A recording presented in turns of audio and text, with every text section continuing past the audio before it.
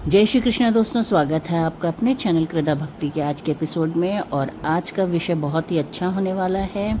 आज है सावन का तीसरा सोमवार, तो बहुत ही शुभ दिन है। और जो आज भद्रा का साया भी है तीसरे सोमवार पर, और जो 12 बज के कुछ मिनट तक रहने वाला है, तो इसलिए पूजा जो है वो थोड़ा देर से होगी। तो आज जो है उसमें मैं आपको बताऊंगी कि पार्थिव शिवलिंग कैसे बनाते हैं, ये क्यों इसकी पूजा करनी चाहिए, इससे क्या होता है और इसकी पौराणिक कथा क्या है। और साथ के साथ मैं आपको दिखाऊंगी भी कि पार्थिव शिवलिंग की पूजा कैसे की जाती है, जिसको आप हर कोई आसानी से अपने घर में थोड़ी सी सामग्री से आसानी से कर सकता है और भोलेनाथ की कृपा फुल कृपा प्राप्त कर सकता है। तो चलिए बने रहिए मेरे इस ब्लॉग में एंड तक। तो जैसे कि आप लोगों को पता है, सावन के महीने में शिवालयों में जाकर भोलेनाथ के भक्त जलाभिषेक और रुद्राभिषेक करते हैं। मगर इस महीने में और ख़ास तौर पर सावन की शिवरात्रि पर मिट्टी का शिवलिंग बनाकर पूजा का विशेष विधान है। इसे पार्थिव शिवलिंग कहते हैं। शिव महापुराण में पार्थिव शिवलिंग पूजन की महिमा बताई गई है। इसके अनुसार पार्थिव शिवलिंग की पूजा करने से धन धान्य, आरोग्य और संतान की प्राप्ति होती है, शारीरिक और मानसिक क्लेश की मुक्ति मिलती है और अकाल मृत्यु का डर भी नहीं रहता। कहते हैं कि कुष्मांड ऋषि के पुत्र मंडप ने कलयुग में पार्थिव शिवलिंग की पूजा करनी शुरू की थी। यह भी मान्यता है कि पार्थिव पूजन करने वाला 10,000 कल्प यानी करोड़ों साल तक स्वर्ग में रहता है। यह पार्थिव पूजन पुरुष और महिलाएं दोनों ही कर सकती हैं। शिव पुराण में लिखा है कि पार्थिव पूजन सभी दुखों को दूर करके सभी मनोकामनाएं पूर्ण करता है।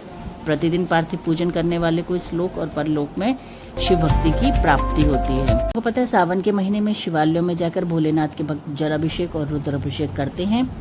मगर इस महीने में और ख़ास तौर पर सावन की शिवरात्रि पर मिट्टी का शिवलिंग बनाकर पूजा का विशेष विधान है। इसे पार्थिव शिवलिंग कहते हैं। शिव महापुराण में पार्थिव शिवलिंग पूजन की महिमा बताई गई है। इसके अनुसार पार्थिव शिवलिंग की पूजा करने से धन धान्य, आरोग्य और संतान की प्राप्ति होती है, शारीरिक और मानसिक क्लेश की मुक्ति मिलती है और अकाल मृत्यु का डर भी नहीं रहता। कहते हैं कि कुष्मांड ऋषि के पुत्र मंडप ने कलयुग में पार्थिव शिवलिंग की पूजा करनी शुरू की थी। यह भी मान्यता है कि पार्थिव पूजन करने वाला 10,000 कल्प यानी करोड़ों साल तक स्वर्ग में रहता है। यह पार्थिव पूजन पुरुष और महिलाएं दोनों ही कर सकती हैं। शिव पुराण में लिखा है कि पार्थिव पूजन सभी दुखों को दूर करके सभी मनोकामनाएं पूर्ण करता है। प्रतिदिन पार्थिव पूजन करने वाले को इस लोक और परलोक में शिव भक्ति की प्राप्ति होती है।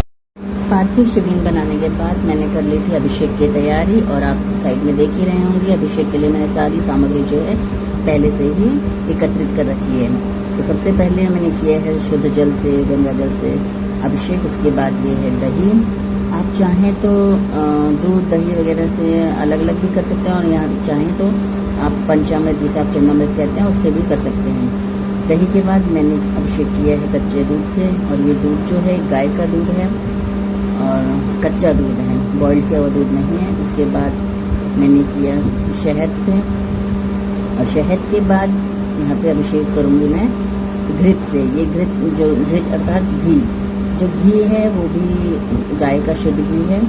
और इन सब का अभिषेक करने के बाद मैं करूँगी बूरे से। और आपको अगर किसी को ना पता हो तो मैं बता दूँ, बूरे से अभिषेक इसलिए किया जाता है लास्ट में, ताकि जो चिकनाई है वो शिवलिंग में से हट जाए, और खूब अच्छे से उसको शिवलिंग पर लगाया जाता है, ताकि घी, शहद और दूध दही से जो भी चिकनाई है वो हट जाए। उसके बाद मैंने उसको दोबारा से शुद्ध जल से अभिषेक किया है, गंगा जल के बाद शुद्ध जल से लास्ट में।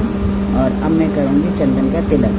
और ये जो चंदन है ये भी आप देख रहे होंगे, रेडीमेड वाला चंदन नहीं है। अदरवाइज़ तो मैं जो बॉक्सेस में चंदन आता है उसका यूज़ करती हूँ रेगुलर बेसिस पे, लेकिन शिवलिंग पे उस चंदन का इस्तेमाल नहीं करूँगी। ये है प्रतिदिन नहीं कर सकते, क्योंकि आजकल कंपटीशन का ज़माना है, महंगाई बहुत ज़्यादा बढ़ चुकी है और भाग दौड़ की ज़िंदगी हो गई है लोगों की। तो रोज़ रोज़ पार्थिव शिवलिंग की पूजा करना आज के युग में इतना संभव नहीं है। तो ज़रूरी नहीं है कि आप रोज़ करें, आप किस सोमवार के सोमवार भी कर सकते हैं, या जब आपका दिल करे विशेष दिनों में या जब आपका पास समय हो, आप पूर्ण रूप से फ्री हों, आप मानसिक रूप से शांत हो, मानसिक और मतलब मन में शांति हो आपके, तो आप आराम से पार्थिव शिवलिंग की पूजा कर सकते हैं। अब सवाल आता है कि पार्थिव शिवलिंग बनाए कैसे, किस चीज़ से बनता है, मिट्टी कहाँ की होनी चाहिए, कैसी होनी चाहिए। तो इसको मैं बता दूं कि नदी तालाब की मिट्टी में दूध, गाय के गोबर, चंदन, पुष्प आदि मिलाकर उसका शोधन करें। शोधन करें मीन्स कि उसको मथ ले, जैसे आटा आप गूंदते हैं रोटी के लिए। इसके बाद ओम नमः शिवाय मंत्र बोलते हुए मिट्टी से शिवलिंग बनाने की क्रिया शुरू करें। पार्थिव शिवलिंग को बनाते वक्त ध्यान रखें कि वे 12 उंगल से अधिक ऊंचा नहीं होना चाहिए। इस बात का विशेष ध्यान रखना कि पार्थिव जो शिवलिंग है वो 12 उंगल से ऊंचा नहीं होना चाहिए, उससे कम ही होना चाहिए। कलयुग में मोक्ष पाने के लिए और मनोकामनाओं की पूर्ति के लिए पार्थिव शिवलिंग पूजन करना बहुत ही फलदायी माना जाता है। एक बात और कि पार्थिव शिवलिंग की जो मिट्टी होती है, ये आप घर में अगर आप बन कर रहे हैं तो आप किसी भी गमले की मिट्टी ले सकते हैं, लेकिन ध्यान रहे तुलसी के गमले की मिट्टी नहीं होनी चाहिए। इसके अलावा आप किसी भी गमले की मिट्टी ले सकते हैं, लेकिन मिट्टी साफ होनी चाहिए, शुद्ध होनी चाहिए। कैसे करें पार्थिव पूजन? तो प्रदोष काल का समय पार्थिव शिवलिंग पूजा के लिए सबसे शुभ माना जाता है। प्रदोष काल किसको कहते हैं?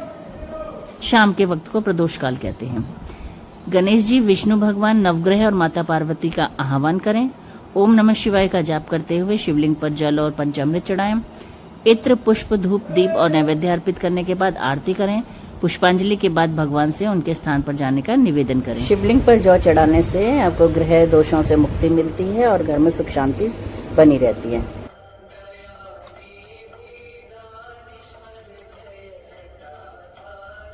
सोमवार वाले दिन शिवलिंग पर साबुत हरी मूंग चढ़ाने से जातक की हर मनोकामना पूर्ण होती है और सारी बाधाओं से उसको मुक्ति मिलती है।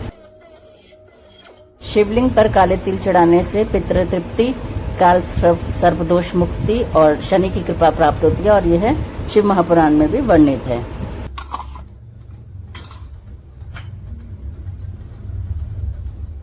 शिवलिंग पर कच्चे चावल चढ़ाने से भगवान भोले बहुत प्रसन्न होते हैं और धन, वैभव, ऐश्वर्य की आपको प्राप्ति होती है।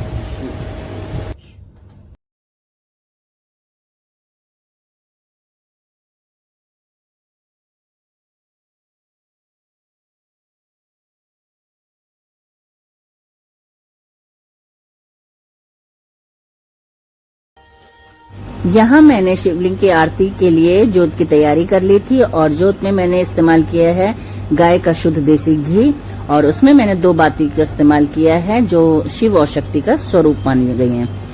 और अक्षत जो हैं वो मैं बाद में आरती के बाद मंत्रोच्चारण के साथ अक्षत चढ़ाऊंगी। 108 साबुत अक्षत। तो उसके लिए मेरे ब्लॉग में बने रहिए। और हाँ, जो नए हैं वो प्लीज मेरे चैनल को सब्सक्राइब कर लें, लाइक, शेयर और कमेंट जरूर करें और बेल आइकन बटन प्रेस करना बिल्कुल भी ना भूलें।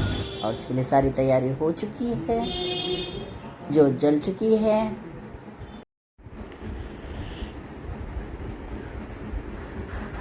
ओम नमः शिवाय, ओम नमः शिवाय, हर हर भोले नमः शिवाय, ओम नमः शिवाय, ओम नमः शिवाय, हर हर भोले नमः शिवाय।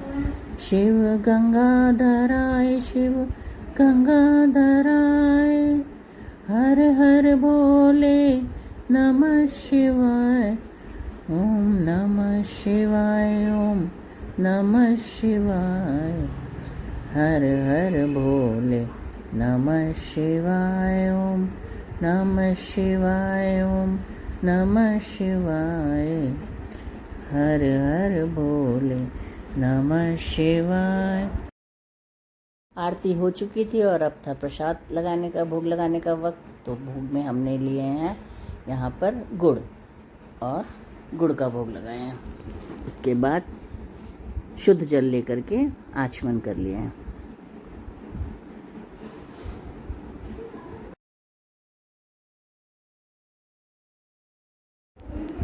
अब कर लेते हैं 108 अखंड अक्षत लेकर के उनसे बाबा का अभिषेक।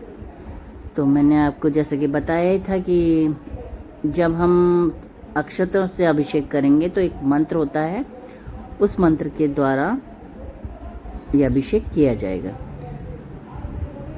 तो मंत्र स्क्रीन में भी मैंने डाल दिया है और आपको मैं बोल के भी एक बार बता देती हूँ। मंत्र है ओम नमो भगवते रुद्राय नमः। ओम नमो भगवते रुद्राय नमः। ओम नमो भगवते रुद्राय नमः। आप मंत्र को बारी बारी मंत्र बोलेंगे और साथ के साथ एक एक अक्षत उसमें शिवलिंग पर चढ़ाते जाएंगे। इस प्रकार आप 108 अखंड अक्षत चढ़ाएंगे।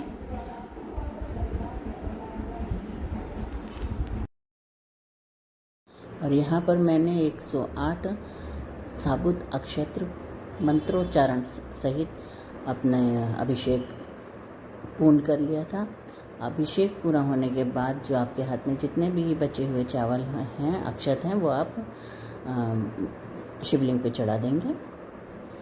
क्योंकि कहते हैं यज्ञ का जो भी सामग्री बची हुई सामग्री होती है वो अग्नि देवता की होती है, उसको आप घर में इस्तेमाल नहीं कर सकते हैं। तो ये जितनी भी सामग्री बच गई थी वो सब मैंने सतनाजा बना करके चिड़ियों के लिए डाल दी थी। और यहाँ मेरा हो चुका है, सारी आरती वगैरह सब मेरी हो चुकी है।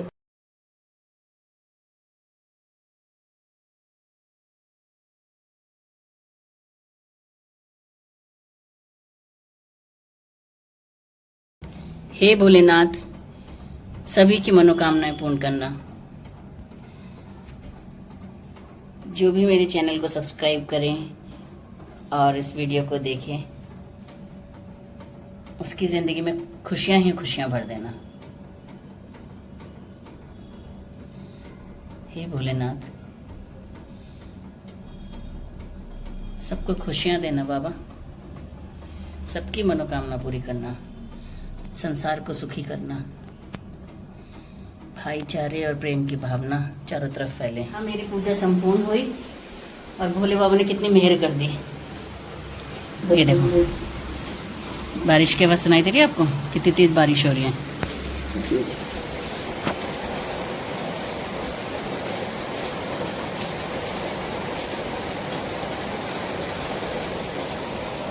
और ये जो विसर्जन है, पार्थिव विसर्जन, पार्थिव शिवलिंग का विसर्जन, जब तक ये जोत जल रही है तब तक नहीं होगा। सूर्यास्त से पहले पहले विसर्जन हो जाएगा।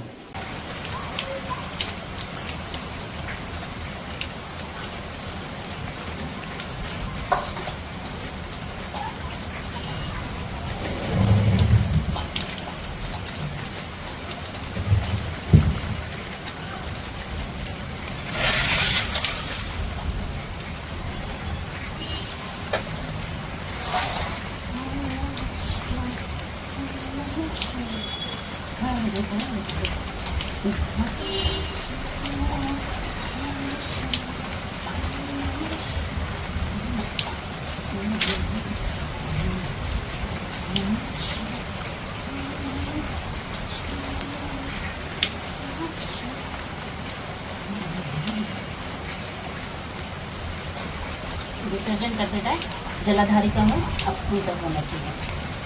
और इस गमले में हम विसर्जन इसलिए करें क्योंकि इसमें तुलसी नहीं उगी हुई है, बाकी गमलों में तुलसी उगी है। वैसे तो मैं इसका विसर्जन पेड़ के जल से करती, लेकिन आज बहुत अच्छा मौका है, सावन की बरसात हो रही है, ये सबसे अच्छा मौका है पार्वती को विसर्जन करने का। ओम नमः शिवाय, ओम नमः शिवाय, हर हर बोले नमः शिवाय, ओम नमः शिवाय। जय भोले बाबा। और अब इस गमले को मैं रखूंगी बरसात में।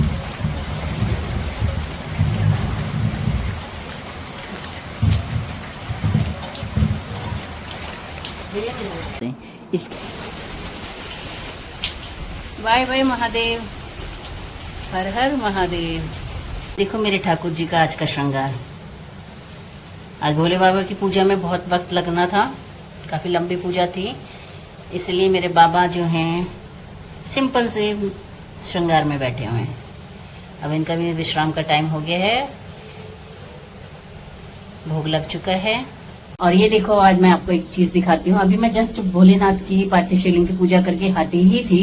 पूजा मेरी संपूर्ण हुई थी और मैंने बाबा से जस्ट अपनी मनोकामना उनके सामने अपने दिल की बात रखी थी। और इतने में देखो, मैं कूलर भरने के लिए पानी लेने गई थी, तो यहाँ देखो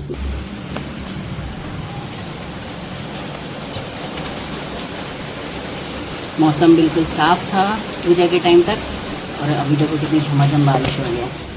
और आपको यकीन नहीं हो रहा है तो ये देखो, मेरी जोत भी अभी जल रही है, होने वाली है। अभी जस्ट मैं पूजा करके हटी थी और ये संकेत है कि बाबा मेरी पूजा से बहुत प्रसन्न हैं, तो बहुत खुश हैं मेरी पूजा से। तो जो कोई भी आप में से जो कोई भी मानता कि भाई ये सच में शुभ संकेत है, तो मुझे कमेंट में ज़रूर लिखना। और हर